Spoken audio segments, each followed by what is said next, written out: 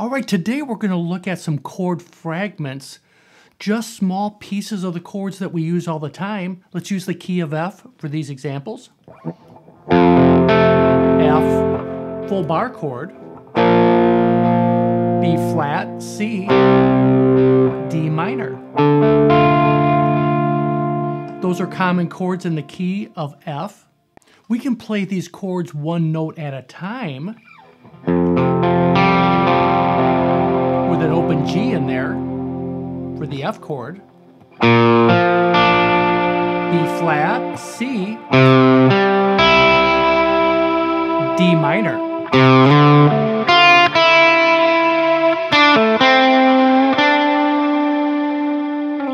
Or just play two notes from the chords.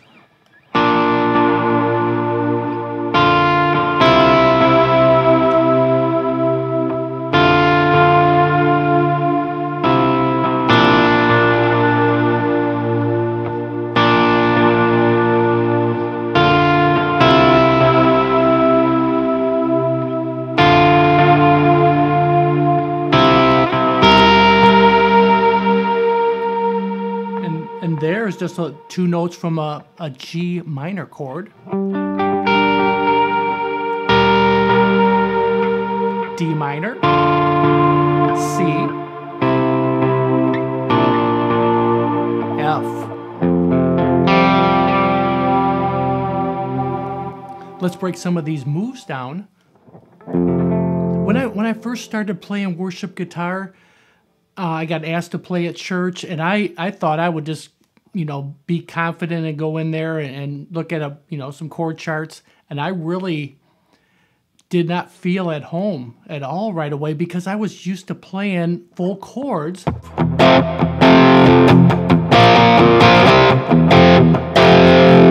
Full chords and driving rhythm didn't fit real well in a lot of cases in these songs.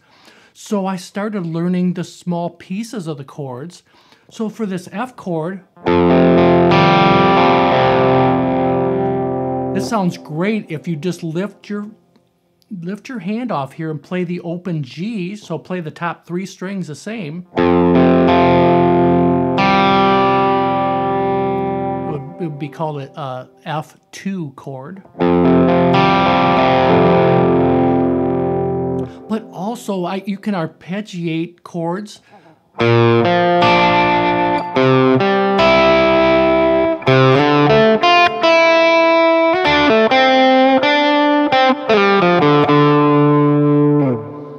So B flat, I'm still looking at this full chord, but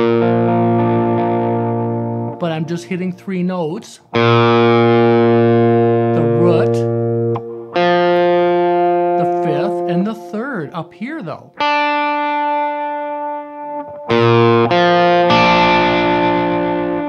C,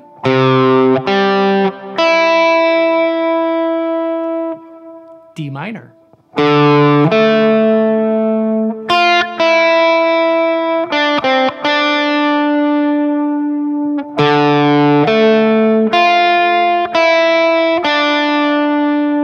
Just a little walk down there from F6, 5 on the B string, and then back to the root on the 7th fret of the G string there.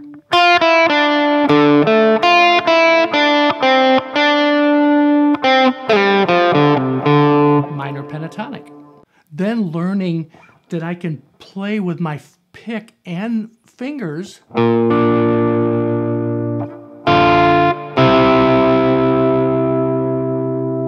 So you're playing the root of the chord and the third. So this is on the first fret of the A string is a B flat root. The D note is the major third of that chord in the 3rd fret of the B string. And you just play the root with the 3rd of the chord. And then you're going up to D minor, it's a minor third, it's an F note there in the 6th fret.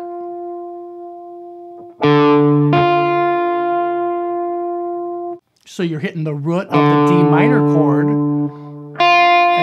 and that minor third, which is an F note here in the 6th fret of the B string. then back down to C, root, major third. And the F chord is the same way up here. Root, major third.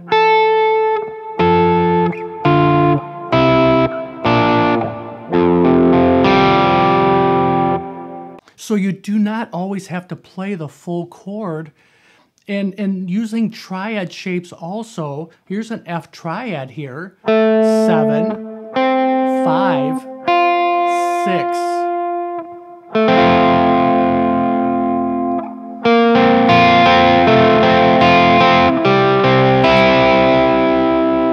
I always look for those little moves I can play around the chord. So this is the F chord, F triad. You can extend your pinky here from 7 to 8 and play, it would be a B flat 2 chord. And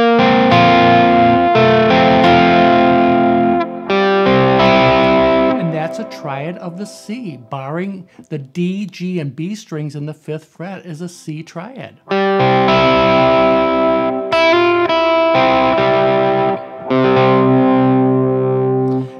I see, when I look down, I see these full chords, but I also see the bigger picture, the pieces of those chords and how I can play around them. That is the key to really connecting with some melody. Lead lines are built this way.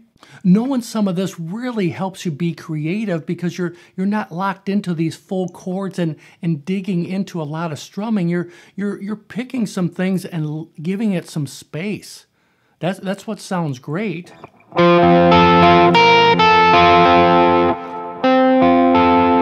So in the 10th fret of the D, G, and B strings, you can bar that for the F triad. If you hammer on 12, 10, 11, it's a B flat triad.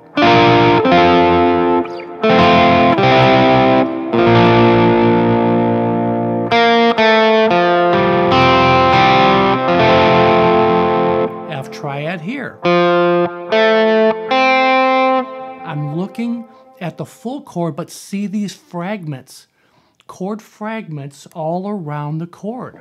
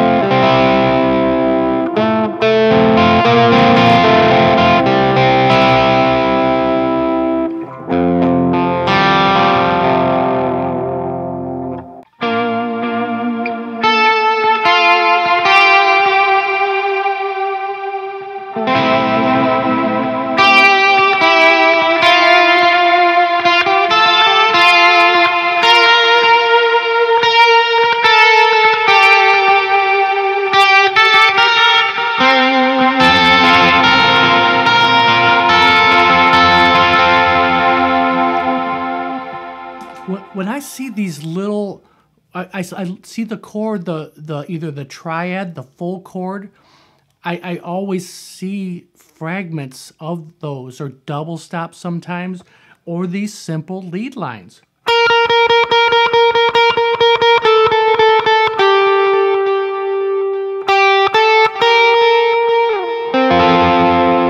An F triad right there.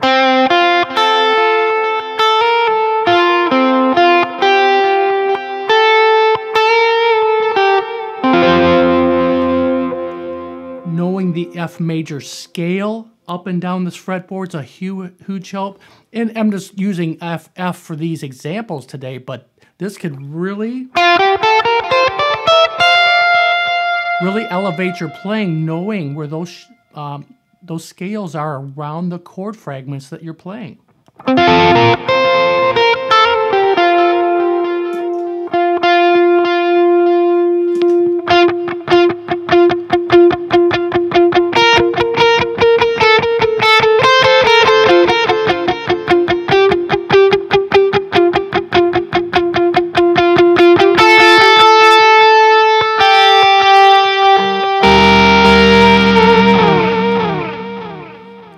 can create those little lead lines from the chord fragment.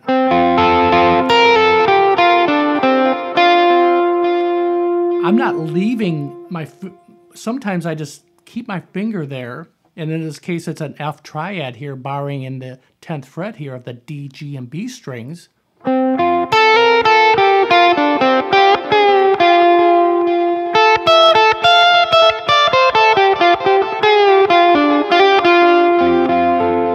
Playing the F major scale right there.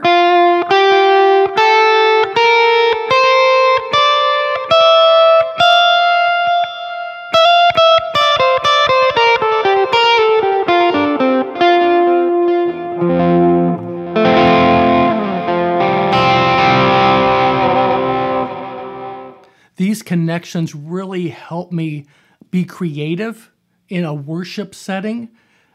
Just knowing where your full chords are, but you're looking at fragments of those chords and even maybe a part of a scale around that fragment. That is the key to really visualizing this fretboard in a great way, a confident way.